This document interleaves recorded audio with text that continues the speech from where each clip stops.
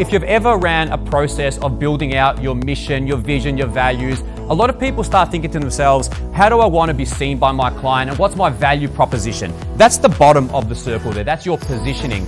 And if you've ever done this before, you'll know that that's the wrong way to go about it. How you help your clients now is great and it's good to know that, but it's the last thing you should look at. What you should look at first is your why. Now, you might have seen the Simon Sinek video out there, and he always talks about, if you haven't seen it, he's got 17 million views, so most of you probably have seen it, but he always talks about knowing why you do things before you know what you're doing and how you're doing it. And that's also not only so about you knowing it, but it's also for your clients to know that as well.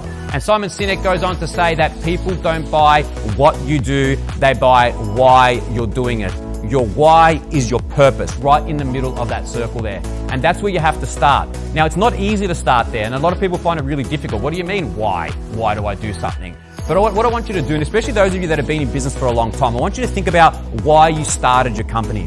You know, why you started your mortgage broking business. What was that reason? What did you think that you could do better than everyone else, or better than the small niche of people that you're competing against, that you could do better than them and provide a better experience for your clients? That's your why. So have a think about that, have a think about where you were in your business and build out your why based on that. It's got to be a real reason as to why you started the business and why you think you should be doing what you're doing. So let's talk about good service. So a lot of people say to me, but I provide good service, Bill. I already provide good service.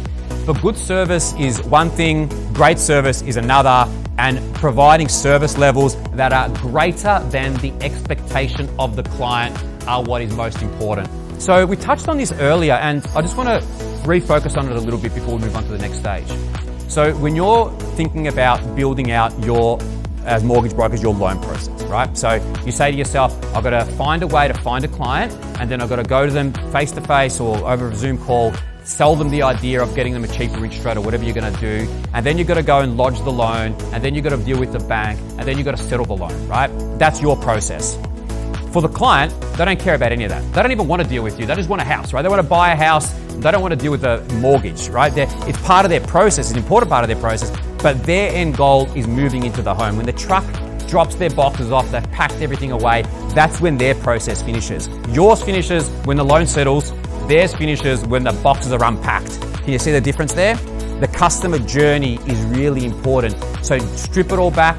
Don't think about what your process is. And if you're building up sales process or sales funnels, which is the flavor of the month now, don't think about your process, what you want to get out of it. Think about your customer journey. How do they want to go through that process? And you're going to find much better results doing it that way. And I'll finish with this. Jimmy Johnson's a college football coach in America, and he says the difference between ordinary and extraordinary is that little bit extra. That little bit extra. So when you go away from today and you start thinking about this presentation, you start thinking about, well, what can I do about my customer experience? And then you get 5 loan inquiries and something happens, someone's away on leave. Don't just let it go. Think about your customer experience. Put time aside in your diary to work on this kind of stuff. There should be time in your diary to work on the business, not just in it. And start thinking about that little bit extra. How can you improve little by little? It doesn't have to happen all at once. How can you improve your business little by little to create this amazing customer experience so your clients are delighted and they're screaming from the rooftops about how great you are, so you get more clients coming directly to your business.